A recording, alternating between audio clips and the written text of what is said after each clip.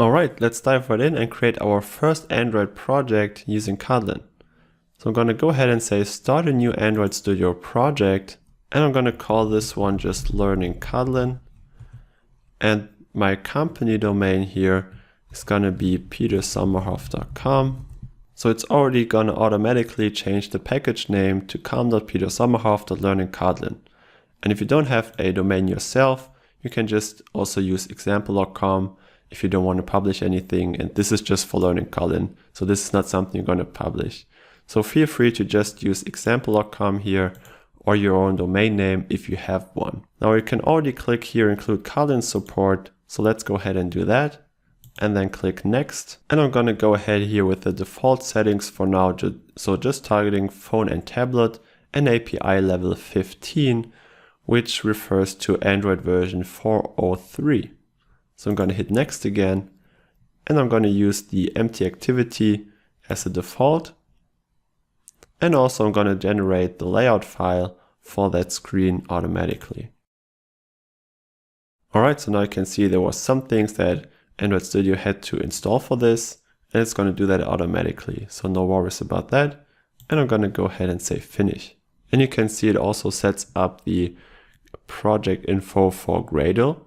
And Gradle is the dependency manager and also the build tool for Android. We're going to talk about that in a bit more detail later on in the course, but for now you already need to know that this is also the place where you can say that you want to use Kotlin in your Android app. Now, since we already said include Kotlin support, it should do that automatically. But we're going to see what it actually changes in the Gradle file so that you can also do this yourself if you ever have to.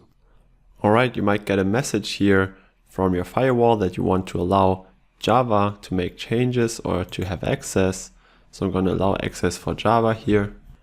Alright, and now once this finishes, it's by default going to come up with a tip of the day. You can use those tips if you've never used IntelliJ or Android Studio before. They might be quite helpful, and you might actually want to go ahead and look through some of these tips and maybe remember one or two every day until you really know many of the really useful and powerful features and keyboard shortcuts that you can use. But for now, I'm going to say I don't want to show those anymore. I already have some experience with IntelliJ and Android Studio, and I'm going to close this. So let's put this into full screen here and also remove some of the, overhead that we have in this user interface. So if you've never used this before, this can be quite overwhelming.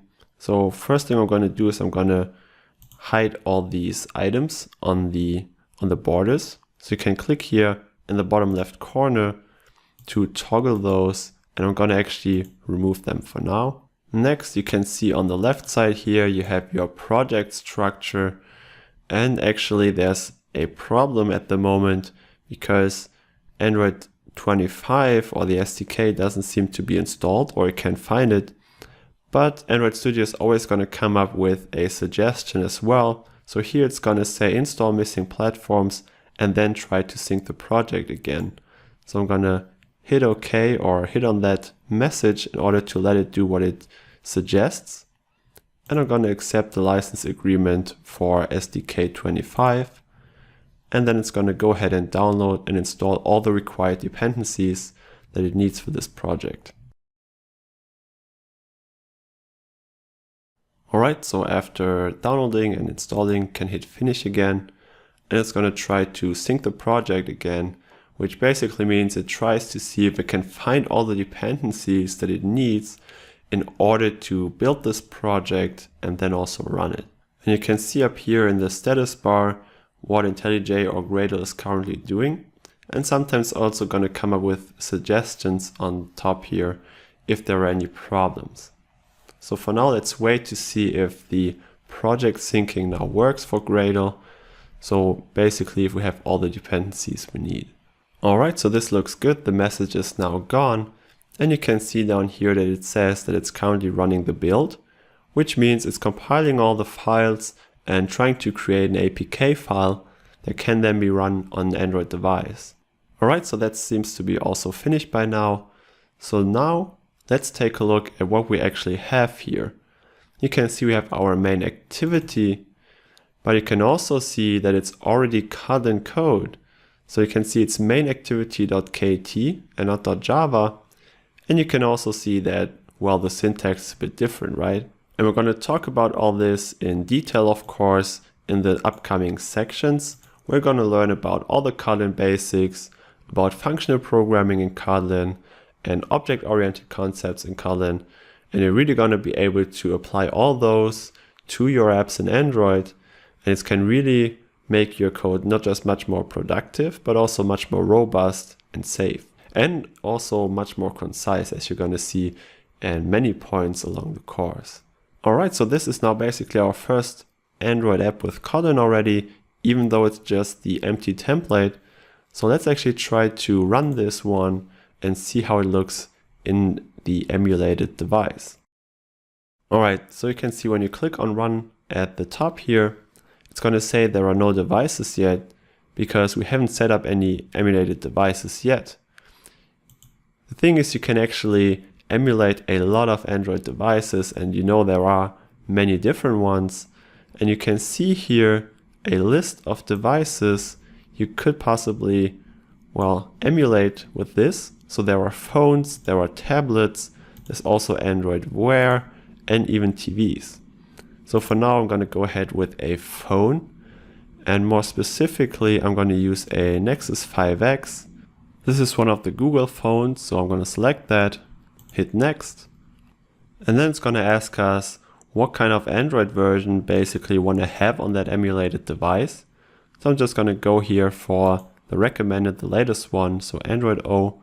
And I'm going to, well, let's say install that on this emulated device. So install that. And you can see, yes, you do need some time to really get everything set up at the start. But once you have everything set up, now the next time we want to create an app, of course, you don't have to create or set up the emulated device anymore.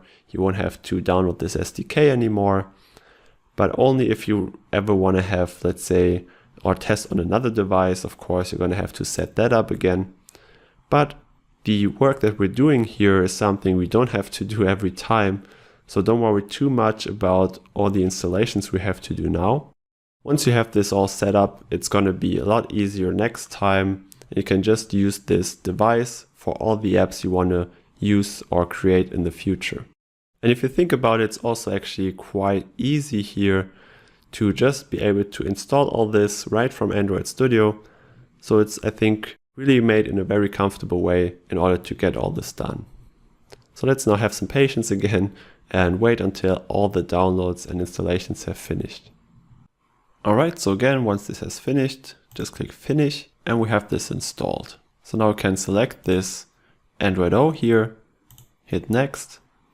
You can give this a name, but the default name is actually very useful. So it's a Nexus 5X running API 26, so Android O. And that's basically all you have to do. So hit finish. And then it's going to come up here and we can just select this device in order to run our app and view our app on this virtual device. So hit OK. And then it's going to start up the Android device on your machine, on your PC. So you can really test this on many devices if you want, if you just install all of them. Now, of course, it takes a while for this emulator to start.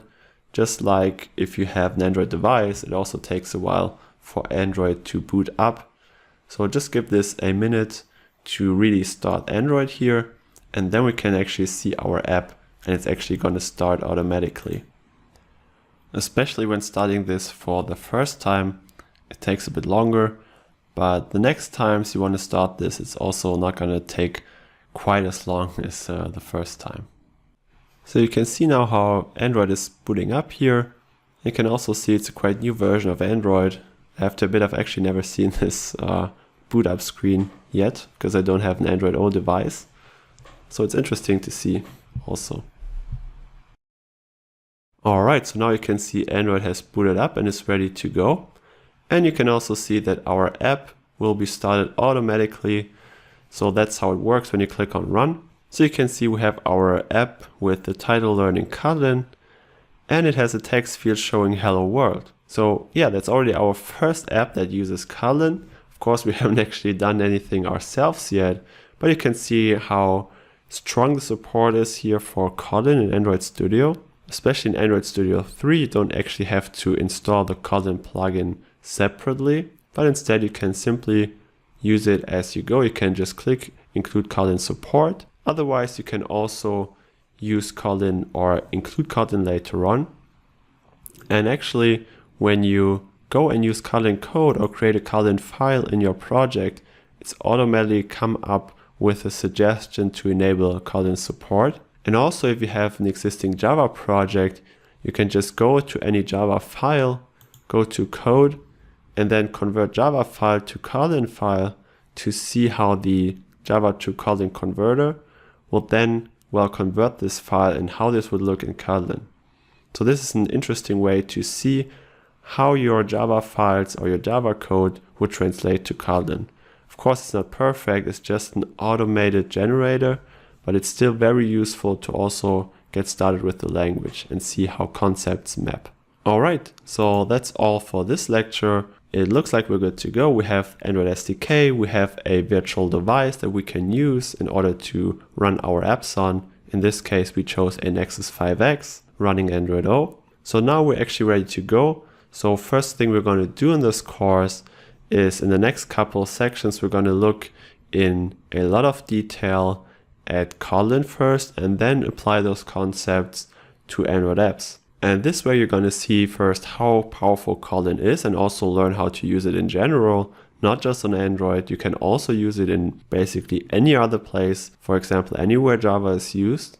But then of course we're going to focus on Android and go into the details of how Kotlin can be used to enhance your development workflow when creating Android apps. So that's all for this lecture, and congratulations on your first Android app using Kotlin.